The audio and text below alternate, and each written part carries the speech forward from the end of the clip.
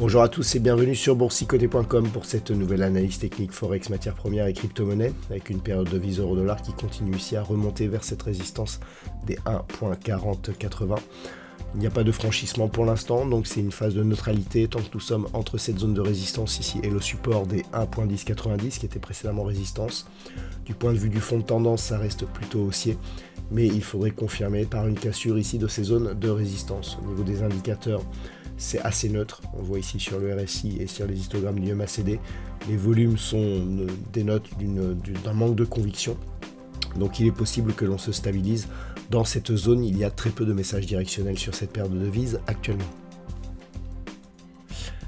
Même constat sur la paire de devises livre sterling contre dollar américain, phase de neutralisation. On a certes passé ici cette zone de résistance majeure qui était une zone historique, 1,3422, pour évoluer au-dessus. D'ailleurs, cette zone d'ancienne résistance est désormais confirmée comme support.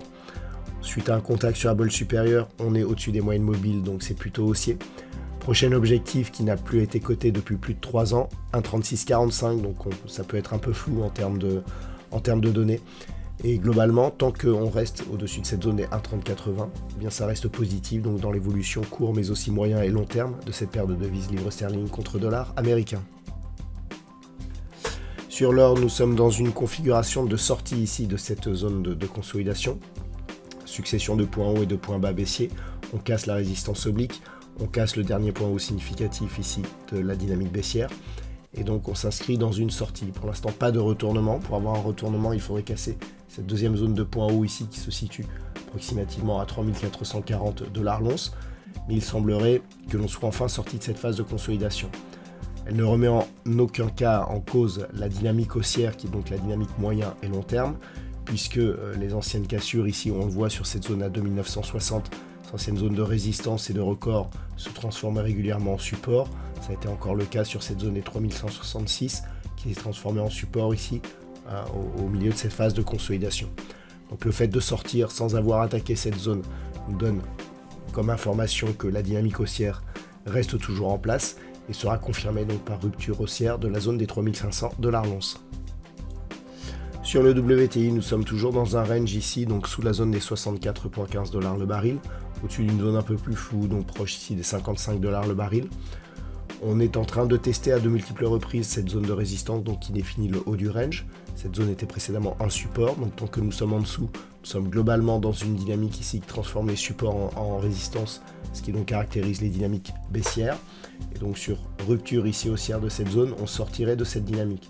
Et pour avoir un signal de retournement, il faudrait casser le point haut ici de cette bougie qui se situe à 71 $ le baril.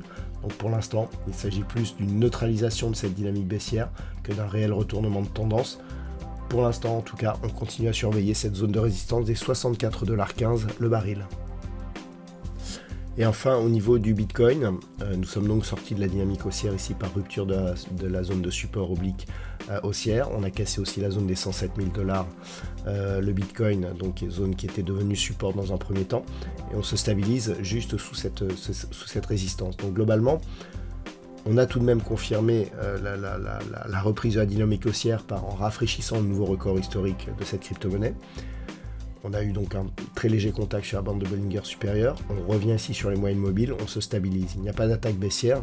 L'attaque baissière serait caractérisée par une rupture de la zone ici des 102 000 $ pour un Bitcoin. Donc il semblerait que ce soit un bon point pour prendre justement pour jouer la hausse de cette crypto-monnaie.